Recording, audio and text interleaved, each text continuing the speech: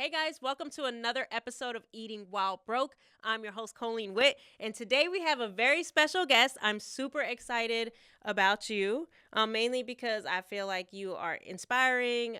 You're a woman's woman. You're just very open, and for me, that vulnerability is very beautiful. But without further ado, sex educator, author, podcaster, Lovers by Shan, shout out, Shan Boodram Brady is in the building, guys. You did it. That was great, Colleen. Thank you.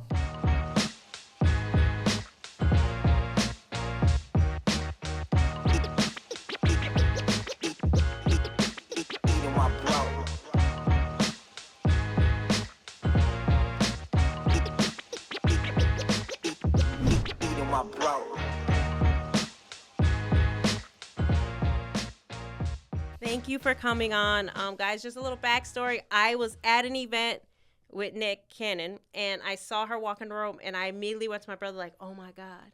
I watch your stuff. I listen to your stuff. There's areas in my life that I'm more in the taboo. Sex is or a little bit more taboo on my side. So seeing you be liberated allows other people to do the same. So definitely a huge fan. But the second I saw you walk in the room, I was like, oh, my God.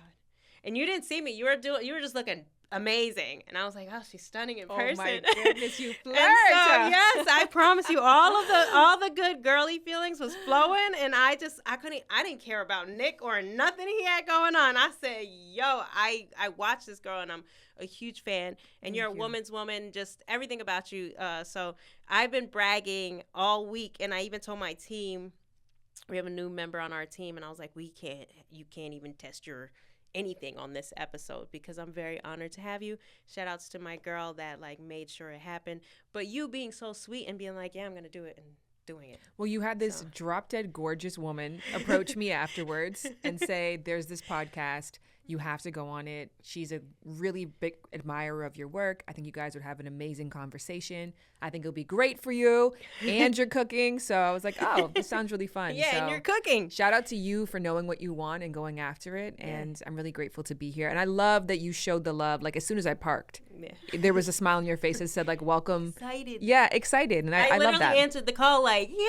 Yeah. I was like, I probably shouldn't have answered that excited. But, I think people need to know they're loved and, and just celebrate it. And sometimes you never know the impact you have on others or what have you. So, like I said, we're a little bit more opposite. And I think that's the more beautiful part about it. It's you think you only attract people like yourself. Yeah. But it's you letting your light shine allows others to do the same. But before we get into the goodies of your background, which I did study, and I try not to do too much research, guys, but go ahead and tell us what your go-to Eating While Broke dish is. My go-to Eating While Broke dish is tomato bisque. Bisque. Which we have been debating whether tomato bisque and tomato soup are different or it's just a way of making yourself feel more fancy. Yeah. But it comes in a can. It's Campbell's. And I have been eating this pretty much my whole life, but it became a huge staple for me while I was broke. Okay, so go ahead and tell us, what are your ingredients for your tomato bisque? We know it's canned soup, but you added something else. Yes, so it's a can of soup, and then you have to do, I'm pretty sure the ingredients is 1 dump of soup and then 1 dump of either water or milk. So depending on where it was at financially, it would be water or milk. I should have asked you for milk in advance. But wait, you're going to heat up the milk? You can heat up milk like that? I'm pretty sure. I think I used to do that. Now that I'm doubting myself, I don't think I had it with water, but you dump it. I think you boil the water, then you put this, and then you add the cheese to give it some texture. So you're chewing. So I just love that it's a memory because that shows how far the road has come. Yeah, but now that you're questioning my milk theory, I'm did I used to use milk? Because if you think about it, you're boiling the milk, right? But you boil the milk for other things like cream of wheat, oatmeal. Oatmeal's another huge Eating While Broke. You put oatmeal and you put milk in your oatmeal? 100%. 1,000%. Yes. That I do know. I'm very confident. Okay, so then you should be confident that you do it in soup. I should be. I don't do it in either. I'm yo, that's a little risque for me. Yeah, my husband makes pancakes with water. I make pancakes with milk. I make pancakes with water. What? Maybe I just like milk. You must like milk. Oh my God. You're like my daughter. I don't know where that comes from, but okay. Okay, so go ahead, start cooking us the water version. Okay, Unfortunately, we the didn't have water milk. version, the cheaper version. The That's cheaper fine. version. This is the budget-friendly version. And while you get started on that, why don't you take me back to the dire days of soup survival? All right, let me just read the instructions first before because I actually haven't made the canned version in a really long time. All right, so if we go on the stove, we're going to heat, stirring occasionally. Where's the directions? Microwave. I think you're just supposed to add the soup. This and 1 can of water. It says it right Oh, there. 1 can of water. Thank you. Yeah, you got it. There we You go. got I it. did. Muscle But memory you for was the adding win. milk, by the way, guys. Oh, no. Okay, so we're going to pour our soup in there. We're going to put this on high. And try it with milk and see how it comes. It's going to come out delicious. No, it's the bottom knob. You're the right. bottom knob. Okay. We want it on power boil. Boom. And then you're going to add your water. Okay. And you don't add flavors to it? You could add a little bit of thyme or some oregano. Doesn't need it. Yeah. I liked hot foods. Hot foods or foods that are like very difficult. I mentioned to you artichoke's another option. Anything that takes a long time to eat is good because it makes you feel more full. So meals that are like really fast to eat, you're going to feel hungry afterwards. Yeah. So something that's super hot like a soup or something super complicated like crab legs or artichoke. I feel like that's more annoying to eat when I'm starving. But no, you're going slowly, so you fill up faster. That's an But Oprah you know, I'm a hack. mom too. By the way, I forgot to shout out Shan's hardest title is and I'm curious for this follow up for this, but you're a mom A mother of two, yes. of 2, and that was gonna be yes. my next. It's 2 harder than 1. In some ways, yes. In some ways, no. I think it's like kind of evens itself out. It's Because definitely they kind of distract each other. kind of, but you feel less guilty for them having on. alone time because they have each other. Yeah. So if they're playing in their room or you know what I mean, like even sleeping in the same bed, you're like, okay, there's another person there to monitor you. Yeah. Right? Like if I'm not in the room, Yeah. someone else is there to tell me if you're choking on your vomit, whatever. So I think that in that capacity, I also think it was much better for my romantic relationship. Really? Much. Wow. Because with one, there's like this one on, one off thing that happens. And then that leads to a lot of like feelings of unfairness. Yeah. Because it's like, well, I did this last time or you did this Yeah. time and you're dipping out a lot. When there's 2, it's all hands on deck all the time. So nobody has the option of like sneaking away or going on their phone. It's like everybody at all times, everywhere. So I found that once we had 2, we just completely locked in. And there was just a lot less resentment. Of course, we were also more seasoned as parents, so that helped. You're not like worried that, like, for me, I always thought, like, what happens if something happens to this child? Like, will they believe that it was an accident? Like, when my first one, I was like, if she like dies by accident in my possession, like, do I go to jail, or will they believe that, like, why would you give someone who has never had a kid? Like, you know? That's so funny. When we came home from the hospital with our daughter, my husband, I swear to God, was like, okay, get in the car. Hurry up. I'm like, what are we rushing for? Get in the car. And I was like, oh, it's because we both realized, like, why would they give us a kid? Oh, my gosh. You know? And he just kept going, hurry up. Let's get in the car before they change their mind. It's like, bruh, I don't think they're going to change our mind. We need them. We need to stay as long as possible. You know, they give you like 3 days in the hospital. Like, no, let's stay a little bit longer. Just make sure we worked out all the kinks. Yeah. You know what's so funny about that is that having kids made me realize how much of an empty fear having your kid kidnapped is, because it's like, who gonna want this kid? I say that all the time. Like, if you're at a playground, like, but I think sometimes if I was like a kidnapper, I would go to a playground. But then sometimes I'm like, who on earth would want a kid? The responsibility. But I would make a joke that like, if they would get to kidnap my kid, they'd take them, they'd have them in the car, and my kids would start being like, I need snacks, I need water, I'm hungry, the seatbelt's too tight, change the music. And then they would just turn right back around and drop them off and just push them out. So I think it's their own protection. Being very annoying is their way of protecting themselves. That's hilarious. Because they're so cute, but so annoying. Yeah, the second you realize all the level of, all that comes with it. But, okay. So take me back to what was going on during the milk and tomato bisque era. Okay, I'll take you to, I think, like my lowest point of that era, because it lasted for a little bit. There was 2 times I went through it. One when I first moved out at age 18 and then 24, and then I moved to California at 28. So 24, it was not a bad time, actually. I used to do background work. So like people might recognize me from Mean Girls. I bumped Lindsay Lohan in the beginning. It's like, unfortunately, the thing my go back mom and watch my mom it. was so proud. She would like tell everybody like, my daughter's in Mean Girls. Like, Mom, I was paid $6 that day and I ate Cheetos. Like, I'm not a star in Mean Girls. But that was a moment. So around that time is when I really got into the soup. I ate it growing up as a comfort food. And then when I didn't have a lot of money, you realize sometimes you could get 2 cans for $1. Yeah. And you could get another can of diced tomatoes added in there. You can add some cheese for some chew. And it's a slow eat. Oh, it's really boiling. Oh, yeah, it's really boiling. And I love it because it's kind of like every nice restaurant has tomato bisque. So it's pretty cheap, even it's like $7 there. So when I moved to LA, for example, I had a lot of friends who had money and I would go out for dinner with them. You know, at the end of dinner, everyone just throws their credit card down. Yeah. But they had the surf and turf with this big bottle of wine, and I had a tomato soup because all I could afford. So I kind of learned very quickly that I'd always bring $10 because that would cover my food plus the tips. Like that was my go-to meal going out. I love that. But around the second time at 28 years old, 29 maybe. No, I was 30. So between 28 and 30 is when I was eating this a lot, or just through my very broke LA phase. I was living in my first studio apartment, my first place to myself. All the rest of the time of my life, I'd had roommates, or I was subleasing, or I was renting a room. This was really special because it was my first place. But given that it was my first place, it wasn't the best building, so I had bed bugs. So I had bed bugs. My immigration, because I immigrated from Canada to America, was on the fritz. So I wasn't actually legally allowed to work in America, which meant I had to live off of my savings. So I had basically nothing left. And But your savings were from, I just want to backtrack a little bit. I know you published a book before you came to LA, right? Yes. So I just want to backtrack to that. Can we start your story on the original, on you kind of publishing this book, or after Mean Girls? I'm sure it's after Mean Girls. It was after Mean Girls. Okay. I don't want to skip over any of that, okay? Because I feel like at the time that you published your book, we're ready to add our cheese. Laid, right? It was Laid? Yes. At the time you published Laid, it was still, sex wasn't like talked about the way it is now. So I just want to go back to that experience and how you broached that subject and did that with your parents knowing, and like the whole awkwardness. I don't want to skip over any of that. Sorry. Okay, great. I love that.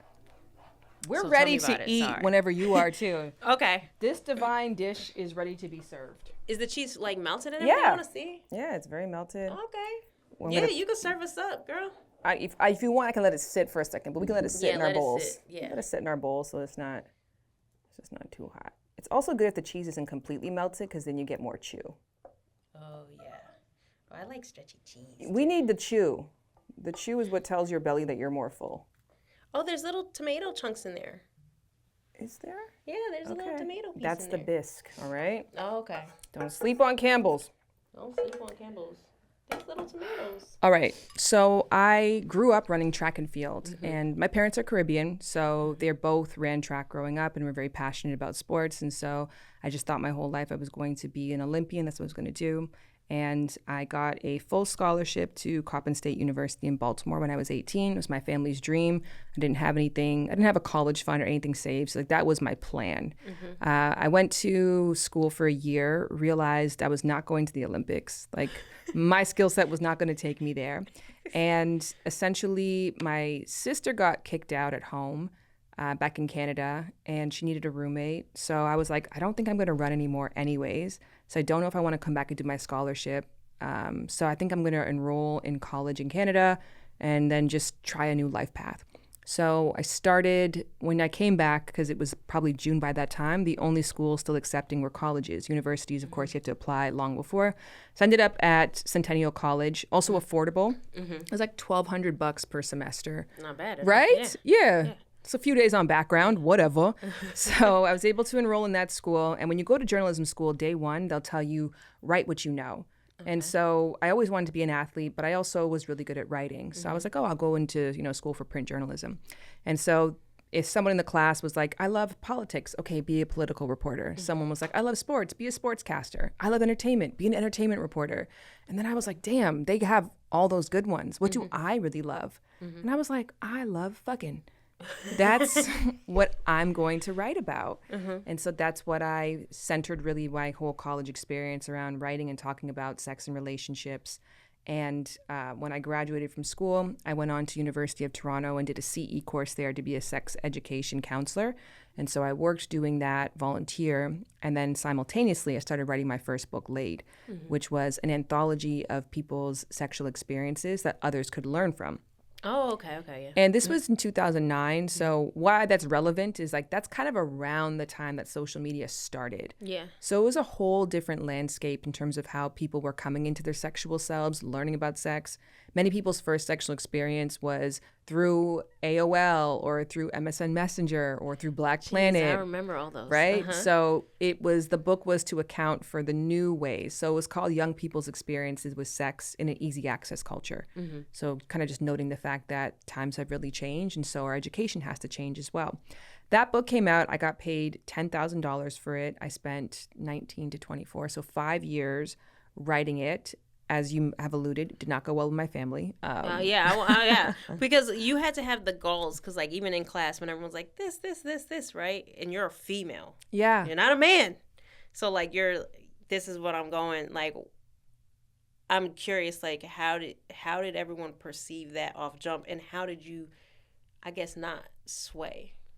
I think that I have a natural disagreeable personality, which really worked in my favor as an entrepreneur.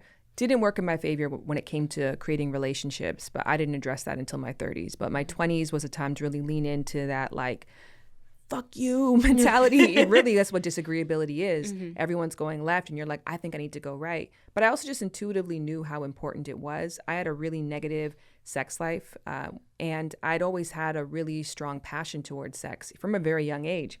And that wasn't fueled by sexual assault or anything. It was just my natural knowingness. This was a beautiful part of the human experience. And I feel like I had an age-appropriate interest in it that was really discouraged at every turn, which is natural because parents are obviously... like trying to protect you. Yes. Or protect your heart, too, because remember, it's not just physical, right? Yeah. And trying to protect their reputation or trying to protect your safety. There's a million different ways, that's true. That it was like heavily discouraged. And so when I got a little older... and I had hormones mixed with that interest, with the knowledge that my parents were disappointed in this part of me, they were voicing it. Like, I got in trouble. My Barbies were banned from being naked by age 7. I had a sleepover with a friend where we had like a very like platonic sort of sexual experience with our pillows. Yeah. And I enjoyed it. And my friend told her parents, like kind of like what we did last night. Yeah. I got in so much trouble for that. I was called lewd a lot growing up because I was just very touchy. Like, stop being lewd. You're so inappropriate. You're lewd. So I just kind of knew. Yeah. And I went to a Catholic school. Yeah. So all of these things combined, I knew that my parents did not appreciate this part of me. Yeah. I have a twin, just a terrible, embarrassing story. My twin will kill me. Hopefully she doesn't really listen to my show, so I'm safe. But we're twins, and I remember the Fonz. Do you remember the Fonz? From Happy Days? Yes. Yes. Okay, so I used to watch it, and I used to pretend to be like him, and I try to, like, mac it to my sister. And my mom heard us up one night, and boy, did we get in trouble. I was mortified, but my mom, like, they nailed us to the cross over that. But that and, like, playing doctor when you're a kid, I remember those ages of curiosity. But I also remember the amount of trouble you got into if your parents discovered it. It became instantly a bad thing, right? Yeah. And you learn that really early on, that this is a bad thing. And so some people keep that lesson and they just abstain. Other people have, and we just went different paths because I essentially was like, ooh, this is bad, so I'll keep it a secret. So I watched lots of porn. I read fiction books as if they were scientific texts. Coldest Winter Ever, Fly Girl, Omar Tyree books. But at what age are you reading these things? Like, 13, 14, okay. So 15. you were on your path early.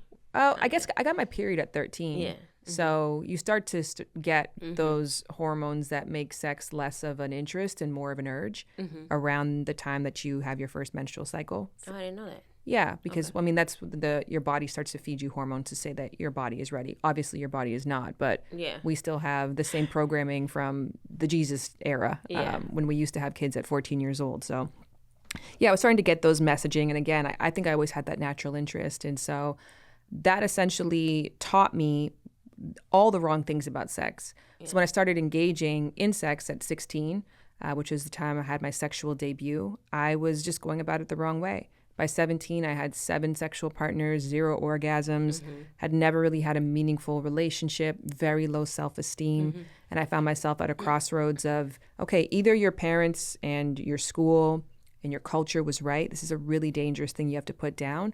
Or you were right when you were 5. This is a really beautiful thing, but you've just never gotten good information. So I got myself a library card, which I always thank that version of myself for that small act. And I was like, let me just see for myself. So I started reading all of these texts about sex, like scholastic scholarly text, and my mind was blown. I was like, wow, there's such good information here, but sex ed is bad sex. It's boring. It's faceless. It's monotonous. I don't remember sex ed being good. Yeah, It's it not was awkward gonna- too. It's awkward, but even if it's good information, like what makes, porn really great is like you're attracted to the people. Yeah. You're invested in the storyline. yeah. Like even movies or TV shows. So if you're just providing 70% of women orgasm this way, 10% of people with penises do that, this is what your follicular stage is like, this is why you're horny during ovulation, you're just like, unless you have the extreme interest, you're going to tune that out and go for the fiction book. So I just had that aha at around, 18, 19 years old of, oh, there's great information here, but sex ed needs to be sexy and someone needs to do that. So that's kind of around the time that I enrolled in my program for print journalism anyways. I'd already started to have that aha of like, yeah, like someone should be making this information more accessible, more interesting. And then, skip to that first day of journalism school, it just clicked like, oh, that someone needs to be me. And it was discouraged every step of the way, just like when I was a kid. Now, how did you get to the $10,000 endorsement out of all this discouragement? I sensually said, I'm going to do what the books did. I'm going to write the story of my first sexual experience in great detail, but I'm not going to skip out on the truth. I didn't orgasm. That person didn't call me again. I never saw the person I had sex with for the first time until 10 years later. I felt really shamed. I went to the sexual health clinic afterwards. I was certain that I had contracted HIV, just that would be my luck. So I told the story of like how cool, because it was a really cool. I wish you would have brought the book. I'm sorry. Oh my gosh. I had a really, I've come to reframe it, but my first time having sex was very Sex in the City. In like a very kind of interesting, I'll just give you the TLDR of it. I ran track, so I made it to the World Youth Games in Hungary. So I traveled there, and for some reason, they were like letting us take the train to and from the competition area from our hotel by ourselves. So I'm 16 years old. I'm taking the train by myself, and I got eliminated really early on in the competition. So I'm like, I'm here for like 5 more days to do nothing. Yeah. I'm like, let me just take pictures of all the hot guys around the world. I'm bored. I like that. And there was one guy from England who was so hot. He was a 100-meter runner. And so I approached him and I was like, hi, I'm just taking pictures of really beautiful people. You're so gorgeous. Can I take your photo? He's like, oh, I can't really do that because like I'm all sweaty. Oh, he had an accent too? Oh my God. I'm really sweaty, so I can't really do that right now, but later, love. And then I was just like, well, if you're worried about, not being clean, come back to my hotel and take a shower there. Why did I say that at 16? Girl. You were so focused on the plan of confident. taking the picture, right? I don't know. I was a virgin, but I was like, come back and I'll take a picture. And then he was like kind of startled. He was like, okay. So then he took the train back to my place. It was like this silent sort of weird thing that happened. He comes up to my hotel room. He takes a shower. And then he pops his head out afterwards and he was like, I need a shirt, please. And so I go to hand him his shirt. He grabs it and then I pull him out of the bathroom. You're a gangster. I know. Holy shoot. This is like some very visual. Well, this is also, remember the books I was reading, okay? Remember Coldest Winter Ever. Remember my influences. But it could take me that far, but it didn't know how to teach me how to advocate for protection. Yeah. So I was unprotected. Those books didn't know how to teach me about my pleasure, about what I needed to feel safe, and what conversations I wanted to have afterwards to make sure that I felt good about everything. It didn't even teach me how to ask that person for their information to stay in touch. So that's where I say that education stopped short. So I told that story in great detail on the internet. And then I said to people, submit your stories. I want to help people learn through real life stories because the truth is much more interesting than fiction. Hell yeah. And there's so many gaps in what you know and what you don't know that I want to help you fill in. So I waited till my parents went away on vacation, and then I sent them the link to the website and said, this is what I'm doing with my life now. They were so livid. And I thought that they would calm down because my parents drove. They drove everywhere. They drove to Florida. I thought they'd be calmed down by the time they got back. They were not. My mom came to the front door and she was like, there's going to be groups of men laughing and masturbating at your story and just laughing and masturbating. But that's like her extreme fear, right? Yeah. And so after that point, I stuck with it against what their desires were. And they just kind of acted like it wasn't happening. And so for the next 4 years, I used to DM people, 50 people a day through Facebook, through Black Planet, and through some messenger services, and just tell them what I was doing. And I sent the link to my site, and I tried to get them to submit their stories. Eventually, I collected enough stories, and then I started looking for publishers. I reached out to different sex educators within my city, Toronto. One lady named Josie Vogels took me under her wing, and she introduced me to a literary agent who was then able to hook me up with a feminist press in California called Seal Press. And that's how I got my first book deal. Holy cow. And how old were you? 24 when the first book came out. That's huge. Yeah. By the way, I usually make us eat the soup together, but I was scared it was going to get cold and your story was good. But this soup is amazing. I'm going to totally do this at home. Like, I did not know. I get there is a difference between tomato soup and tomato bisque, I think. This is a good soup. It's so good. Mm-hmm. Water and all. I think the water makes it taste great. You might be right. Because I'm not feeling it's missing anything. Yo, this is perfect. And I love the mozzarella. Right? And the tomato chunks. If you're at home, you should literally get a can of soup and listen to this story. It's really good. Okay, so... And I love that it's like not too hot, so it's like we could really enjoy it. Now, if we were starving, I know you would like it hot, so you could eat it slow. But we're already eating it slow. This is going to take us 10 minutes to finish, even if we're focused. I'm a like the mom that eats over the sink. I don't know what kind of mom you are. I eat like this. Let's do this. Like my daughter eats cereal on the way to school in the car. Oh. Yesterday, we were driving in the car. She's like, "Mom, where's my cereal?" And I was like, oh, it was on top of the car. And my guardian's on the phone like, I guess you're having McDonald's for breakfast. Like, Soraya, you want McDonald's? But no, I make her eat soup on the go. Like, I'm that mom that's like, we gotta go. We gotta go. Captain Crunch or Flintstones? Like, which one? Let's take it. And slurp the milk before it ends up all over your lap. My husband's more like that. I'm more of a savorer because I don't mind being late, which is not a positive trait, but I don't mind being late places. Oh, no. If you hung out with me, you would be, like, annoyed. And I watch the clock every I live with you. My husband is just like that. Literally will get so stressed out, and he wants to arrive places 30 minutes before so that he has an opportunity to get in his zone. I promise you, you do live with me because if I'm on time, I consider it late. And I plan, like, if you hung out with me, like, my dad's, like, my obsession with the minute. I'm like, by this minute, we should be here and here and here and here. And he's like, no one does time subtraction like you. I time everything. So, yes, eating in the car is a must, okay? Because that's 30 minutes. That also, it's, don't waste it. But anyways, back to your story. I personally don't know how it survived because I love that, like, you're disagreeable. I never even heard of that. Versus someone that's like, like me or whatever. Like me, I was whatever I can do to impress the parents or whatever. You're on this rebel route. So it actually added fuel to your fire. But now how did it feel when you got to tell your parents, like, I got a book deal from this? I don't remember them being happy for me. I don't mean that in a bad way. I just mean the first time that I remember my parents being happy is after my book came out. I had a book launch in Toronto. And I had about 50 people come. They came as well. It was an anthology, so I had other people come and read their stories, and they got to see it. And my mom didn't see anybody laughing and masturbating. She saw people coming up to me and saying, thank you. Oh my gosh, this is amazing. I feel so seen. I learned a lot. I feel not alone. Like, this book has been so healing. So that was the moment for them that they turned around of like, oh, okay, this is going to be okay. Yeah. And but after that point, that was 24 years old. They watched me really struggle financially from 24 till 29, 30, maybe 31, 32.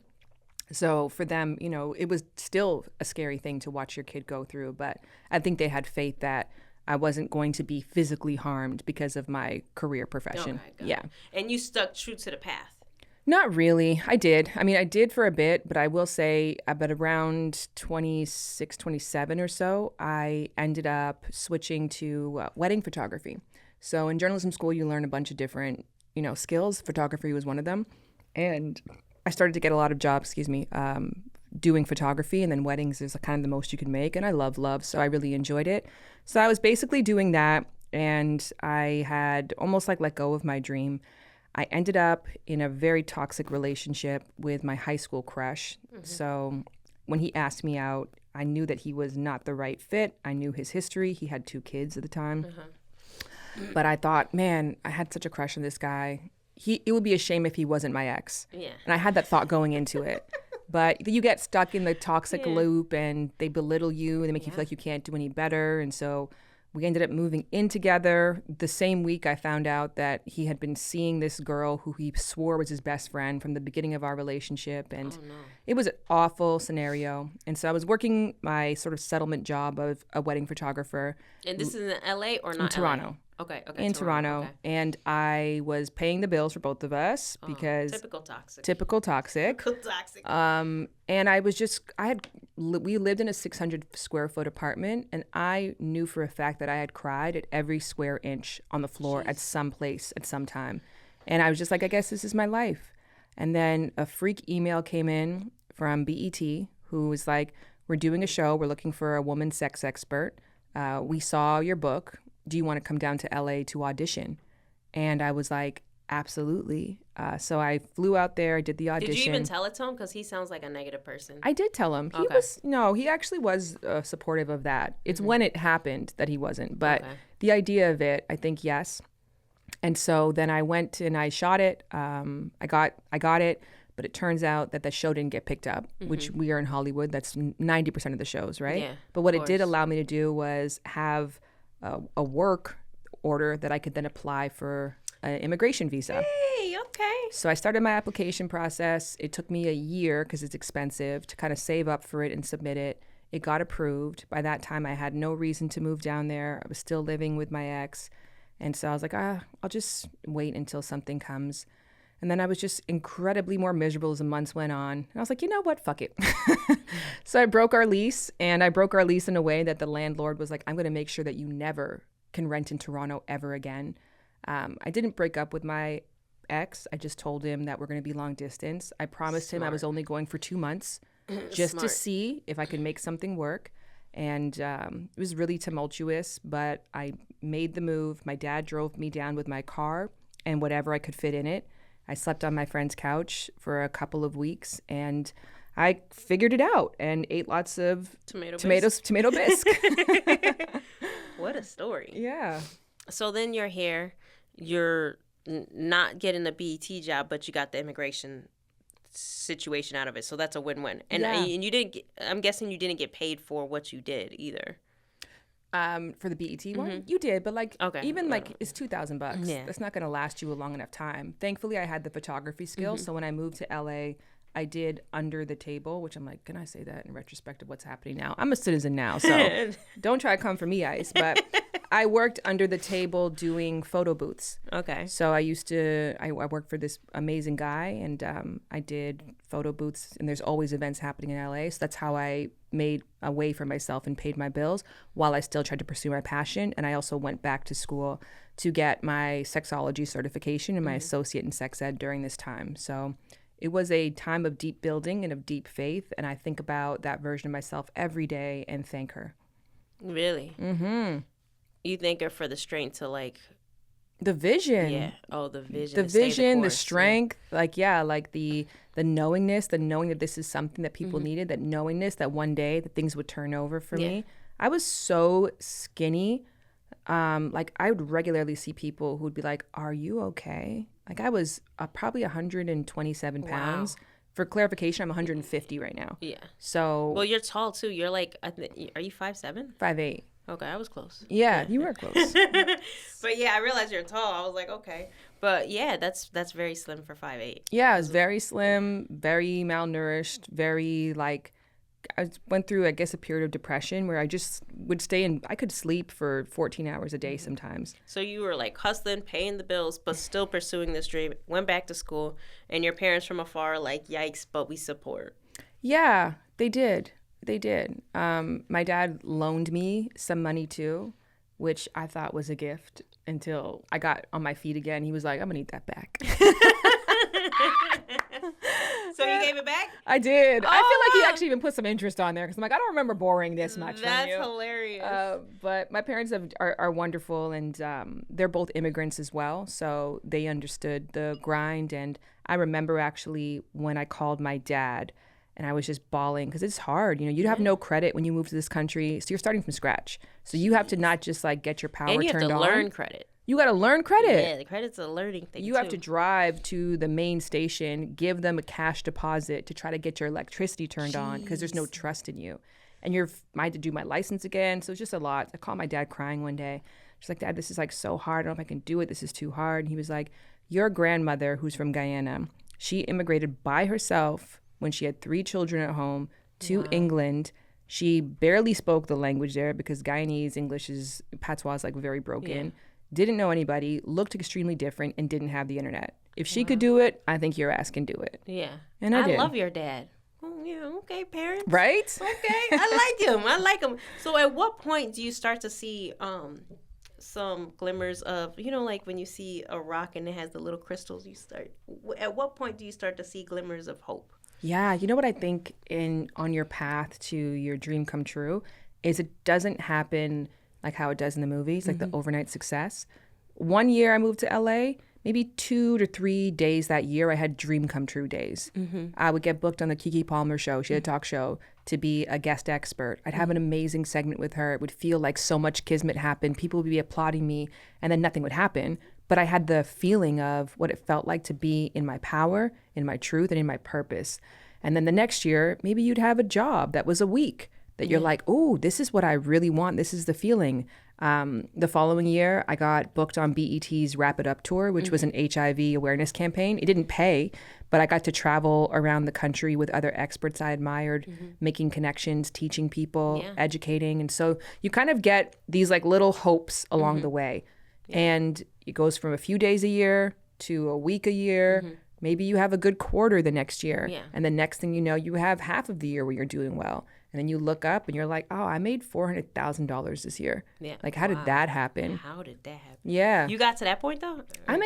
I consistently make 1.5. Girl, tell it. I do. I do very well. Tell it. I And do doing really what you were designed to do, and you fought that journey. I did, yeah. So it was like, again, like I said, sometimes people ask me questions about ambition right now. Like, how do you stay motivated, or how do you get up and keep going?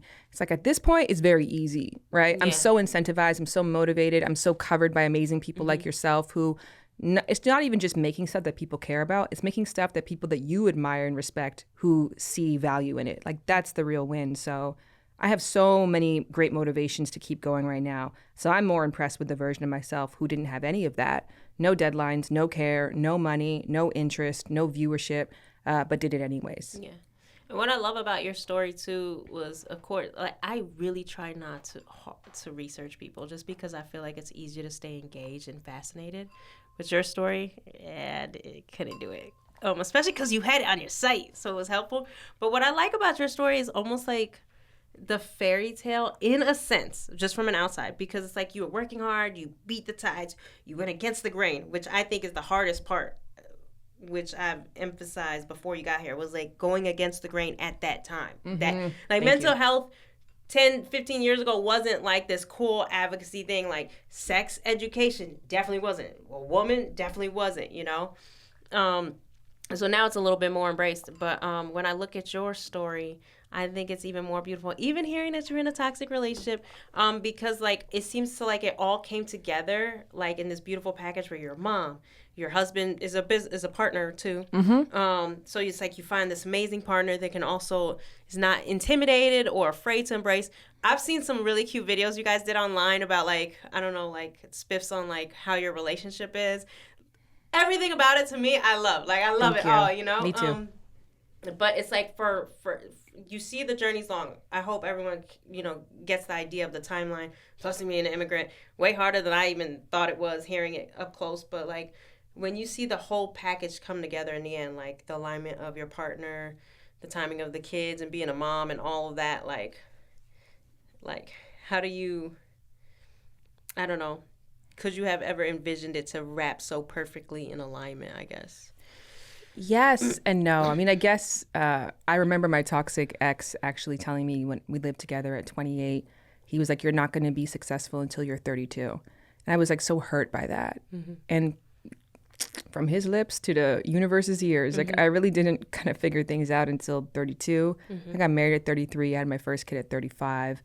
I had my first, like I said, apartment that I lived in by myself that I was able to support solo rent at 30. When I turned 30, I told people I was 28 because I was like, there's no way I'm going to embarrass myself. In LA, girl. I know. That's an accomplishment. I don't think I moved a roommate out of my house till I was 32. That's because I used to always have like a roommate in my house. Like, and then I was like 32, that's it. I just gotta try living alone. Yeah. You know what I'm saying? Yeah. But like in LA, it's a huge feat. It is. It is a huge feat, and I honor the version of myself who was like deeply embarrassed, but then I would also pull her aside and be like, you are not alone by far. And you're pursuing your dreams. Like you're whooping ass as an entrepreneur. From you being an entrepreneur to like 100%. You gave up your wedding photography. You went 100%. You were doing like the little gigs on the road and little spots. I say little because I was saying little only because you said days and weeks. Days at a time, while also doing full-time photo booth. Oh, you were still doing that? Yeah. Okay. So that was a really great job because it was flexible, but it was really consistent. And I would have like travel jobs where I would go to like the Chicago Wine Tasting Festival, or I went to Coachella when I first moved to LA, and I did photo booths there for a couple of days. So it took me to some really amazing places. I remember actually I did a photo booth for the Essence Women in Hollywood brunch. And I met so many people that I was like, one day they're going to look at me in the eyes, because you don't look at the photo booth girl, right? She doesn't exist. She's just the person. Damn. Well, you don't. You make it sound sad. You don't remember them. If you probably had been to a party with a photo booth, try to recall the person who operated it, right? They're a little invisible to you. And so you're seeing all these people that you want to be peers with, or that you want to interview one day. And you just kind of know that right now they don't see you, but one day they will. So I think that was a really perfect job for me. And I rode that until the wheels fell off. Like I really held on to that job until it was super logical that I didn't need it anymore. Yes. Now, let's get into some of the good stuff. I don't know why I feel so low. Okay, some of the good, more recent stuff. I want to touch on Lovers by Shan. But before that, I want to talk, what is the name? Katie back there is going to be clamoring right now. Is it Lovers Island? Or Lover? Which one is it? Love Island. Love Island. Okay, we got to talk a little bit about that. How did that whole thing come about? How did that impact your career in any way? Well, I wasn't on Love Island, and also that's because they're all the same show. I was on Too Hot to Handle, which is like Netflix's version of that. I was their workshop expert. No, it's the more popular one. I wish I was on Love Island. Okay. Sorry, I was. No. You said Lovers Island, so I just went with it. I'm sorry. All right. It would have been nice in the branding world, but yeah, I think like kind of as my career picked up, and like you said, I'm grateful that the way that I was able to forge a path, I think in the beginning was difficult because people had never heard this career before, and now it's so much more common. Yeah. So when I started in the beginning, there wasn't really a lot of people I was competing against because there wasn't a lot of jobs, but now it's very different. Now there's like a huge market, which is incredible. And you probably know a sex educator, a relationship educator, a dating coach. You're like a pioneer, though. I'm one of the OGs. Yeah, you're one of the OGs. I'm not like a Dr. Ruth OG or Dr. Joyce and Elders, but I'm definitely a millennial OG of that. So that job came during the pandemic, actually just before it. And I don't have much to say about it. I really do not. I'm really not a fan of like the dating shows. They're so fake. As somebody who has been on the other side of it, and as somebody who earnestly wants to teach people, empower people, help people figure out this part of their life, which to me, in a fact that I didn't share about the tomato soup is that the year of 2015, I had bed bugs. I was on the fritz of deportation. I legally couldn't work. And then I met Jared, and who is now my husband. And he was just such a bright, brilliant, beautiful light in my life. He was the one who came and threw out my furniture with me, helped me spray down my apartment. And he was just my friends with benefits at the time. He wasn't even a serious relationship. Okay. Yeah, but he was just kind of there, and he was there through my transition. He came with me on some of my jobs to like photo booth stuff because he worked for Danny Trejo for Trejo's Tacos. So he knew what it looked like when someone was just getting started. And so he really empowered that beginning transition from worker to entrepreneur for me. And that love just filled up every part of my life, every bit of confidence and self-assuredness and safety and someone to be there with. I remember there was like a really big defining moment where, because my immigration thing, I had to deport my car and then re-import it, which the easiest way to do that was to drive to Mexico. So I drove by myself to Mexico to deport my car, and then I didn't do something at the border, because I don't know if you know this, when you drive to Mexico, it's like driving into Costco. There's nobody who's like stopping you to ask for paperwork. You just drive on through. Yeah. So I didn't know that. So I had to have gotten my car stamped before I left. But because I just didn't realize I was all of a sudden in Mexico. So now the officer was like, well, you didn't legally export this car, so now you cannot import it. So I was stuck at the border. I was bawling my eyes out. I called one guy. Please tell me Jared came to the rescue. He didn't come to the rescue, but there was another guy that I was dating who was like very well off. Hilarious. He was super well off, very connected. I called him and I was like bawling. I'm like, I'm stuck. I'm so scared. I'm this. And he was like, oh, I'm in a meeting right now. I got to like talk to you later. And then that was it. And then I didn't even hear from him for hours. I called Jared. He was at work. He like stopped everything, was Googling with me, like walked me through it. We figured it out. I came back. Other guy called me that night. And I was like, I'm fine now. Right? But I just mean to say, like, that love story was such a pivotal component, I think, to that transition in my life, and also giving me the confidence that I needed to say, like, I can tell people to pursue love with reckless abandon because it's genuinely worth it. It's so worth it. And it creates such a beautiful, lived and full and rich life. And it really did power my why. So that allowed me to start the momentum and start building stuff. So when I finally kind of, got to a place of getting bigger jobs, and the whole goal has always been, how do I make sex ed sexy? Mm-hmm. So I love the idea of a reality show because in theory, it's amazing. Great, you're using sexy singles, relatable storylines, like beautiful locations, and now you get to like hook them in with some really solid, good information. Yeah. But they don't. It's like, is it because it's like taped in like 2 weeks and it's like a wham bam thank you man? No, it's just like so fake, so manufactured. They just like want a very particular story told over and over again. Oh, no. They don't expand beyond that. They don't really challenge people. The people who come to those things genuinely don't really want love. They want a social media following at this point. So even working with them, there's kind of like a hollowness to it. Yeah. So you're almost talking over them rather than directly to them. And then you see the edit and they take out all of the hardy parts anyways. And it's just very like ick. So that to be said, I hope if I ever do work on a reality dating show again, that I'm able to actually have more influence in infusing it with more of what it's missing, which is heart, which is a strange sentence to say for shows that are about love. Maybe Lovers by Shan branding. Because I know there's the podcast, but I'm saying maybe you never know. You have the power, you, Jared, the whole fam bam. I believe that maybe, you have the power to create the show that you want to see. That's actually a really important note for me to say because I only branded myself this year. Mm-hmm. Before that, I was just like, I want to be the Walmart greeter of sex. That was my thing because we grew up in a time where no one talked about it. Yeah. So I was like, people don't know. Like everybody has to know. And so I'm like, I don't even care what walk of life you're from, what interest level, whatever. I want to be that general store person that you just come in for toothpaste and you leave with a life-changing lesson. I love that you actually coined the Walmart greeter. But during the pandemic, let me tell you, people know now, right? There was an explosion of relationship podcasts and sex podcasts and commentators, and it kind of became its own industry. And then I quickly realized that there's a difference between people who talk about sex and love because it's trendy and those who do it because they actually want to empower and educate.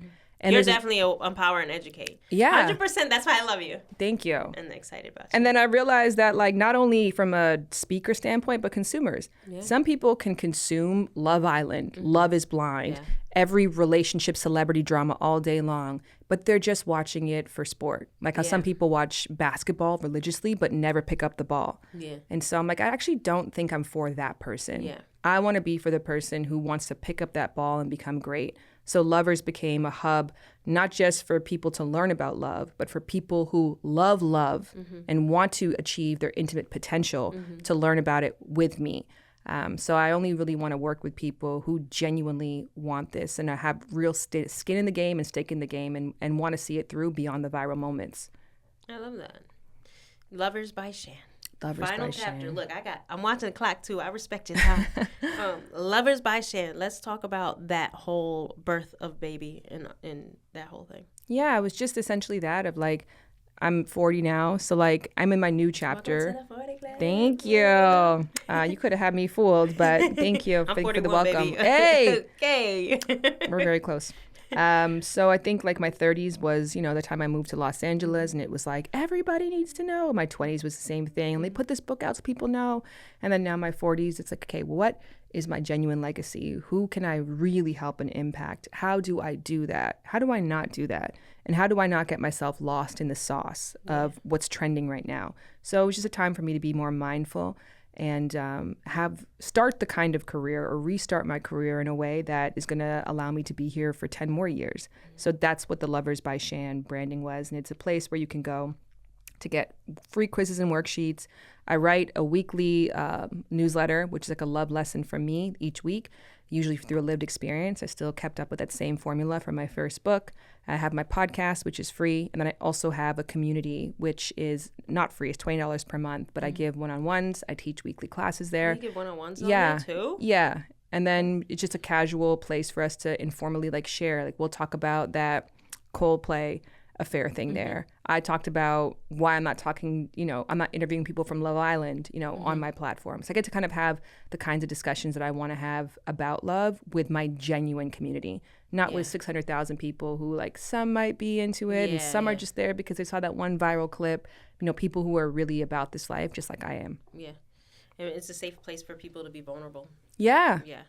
So I love that your whole thing is centered around love and then like the whole package of sex, like like what you talked about, like the safety. Like I didn't even think about that as a part of sex, just those little intricate details. So I love everything about you, girl. I was excited. Okay, but thank you guys for tuning in and feeding me tomato bisque. I know. I wanted to actually ask you before we go, because I love to learn from people. What is one lesson about intimacy, love, relationships, or dating that you have learned through lived experience that you can share with me today? Damn. Wow. I don't know. My husband has been giving me a run for my money, girl. I'll tell you something. He's like the polar opposite of me. I don't know. I was thinking about you. I do all my thinking in the shower. So that came out funny. But for whatever reason, I do my thinking in the shower. But I was thinking about you earlier. Not in that way, guys. I think sexual...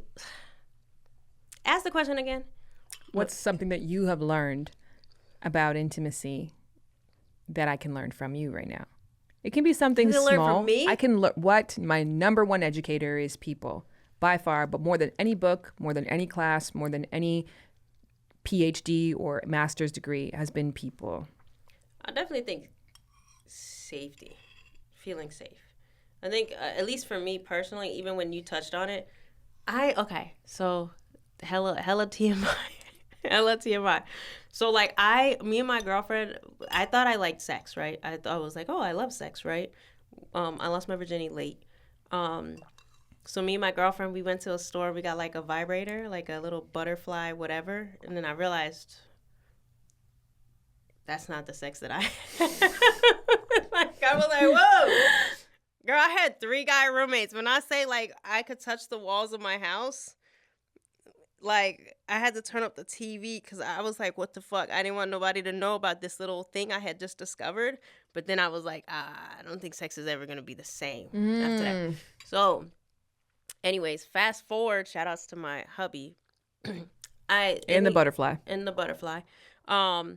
Later on, it took years later. Again, I'm 41. Probably been married like 4 years. So, and anyways, long story short, in all of that, I think the sex with my husband is probably the best, and I think it's only because there was a place of maybe safe or comfort or whatever. I don't know. He was supposed to be my friend's my F buddy or whatever, but somehow I got trapped. Stuck around. Somehow I got trapped. But I think that I guess incorporating some level of safety. But when the safety was removed, because it's my husband's a bad boy. When the safety was removed, so did the intimacy. So I guess the thing I would share is probably safety, because the second it was removed, all that great feelings kind of dissipated with it. Did you grab that lesson from the Cree Summer episode?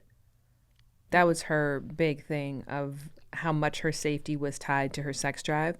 But for her, safety meant a knowingness that tomorrow was going to be okay. So that's 100% how I feel. Yeah. She's like, when she had romantic partners in the past who would be stressed about finance or stressed about the future or just so boggled and overwhelmed by life that they weren't able to provide that optimism of like, I got you, I got us. She's like, that, my sex drive would immediately dry up. Oh, I wasn't thinking that, but maybe. I was thinking like, my husband could be unpredictable sometimes. I'm like, yo, your switch up game just makes me uneasy. Like, I can't, I don't know if I could trust it, and puts me in a defense, I guess you could say. And I'm just learning this about myself. Yeah. Whatever. You know what I'm saying? I'm just like kind of trying to figure out like my triggers or whatever. But I do notice like, oh, something's changing. And sometimes I'm like, man, maybe I'm just getting old, you know? But I don't think that's it. I think it's just something tied to that unpredictability for me kills it. And that makes complete logical sense from a biological or an animalistic perspective, right? Like mating doesn't happen during drought. It doesn't happen during like seasons of migration. It happens when the flowers are out and the birds are chirping and the grass is green. And now you have the time to actually like sit and focus and select a mate. So I think if you're worried about your safety or on edge or you're in fight or flight mode, it's very difficult to get to common connects. That makes a lot of sense to me. You know, it actually makes even more sense what you say, because I didn't get married or have a baby till COVID. It took the whole world stopping. And like all like I'm an entrepreneur, so every day is a gamble, kind of sort of say. I mean, it's stable, but for the most part, it's still a gamble. But it took like the whole world freezing for me to be like, let me enjoy life, you know? But I feel it coming back. And I still blame my husband for most of it. But I'm just saying, after talking to you, I did not know that till this conversation. Yeah, I think it's such a helpful thing to be able to communicate to your partner too. So it's like, this isn't this mysterious elusive thing, right? Like this is something very tangible and also very much within not just my control, but your control for us to create an environment where I feel like we can share the kind of intimacy that we'll both enjoy. Yeah. And then I saw this, I got other questions. I got 3 minutes left. Thank you guys for tuning in. Did you have any more questions? No, this was great. Did I help you in any way? Of course. Yeah, that was a great answer. Really? Really helpful answer. I answered it like kind of right? Yeah, well, because it expanded, I think, off of what Cree said, right? Because I think for her, it was really tied to like, not necessarily money per se, but about family security. Yeah. And the securedness of their future. But I think that yours is talking about emotional security. Yeah. Like I have to feel like tomorrow, emotionally, we're going to be in a good place. And if yesterday was good and the day before was kind of weird and the week before that was really off, but the week before that we were really on, I just need more consistency before I feel like I can get to a space of genuinely feeling like, let's fuck. Yeah. Let's fucking make it great. Right. I miss the great, But okay. Cool. Thank you. Thank you for asking me that, because it helped me answer a question I didn't even know was there or an answer. So cool. All right. And then how can everybody keep up with, it's Lovers by Shan, guys. That's it. Period. Lovers by Finish Shan. your There's soup. a We've website, done everything. There's a podcast. And is there going to be more books? Yes, I hope so. I hope so. I hope so. Yeah. And maybe, hopefully, there'll be a show really about love and all of that encompasses sex. Yeah, I Yeah. hope so too. I hope so too. Thank you for giving me your time. All right, Thanks cheers for tuning to in. that. Peace out. We're gonna finish this soup. I'm already done, hun. How? I know, I was eating. And I eat fast. Yep. All right. Peace out, guys. Gotta be faster than that.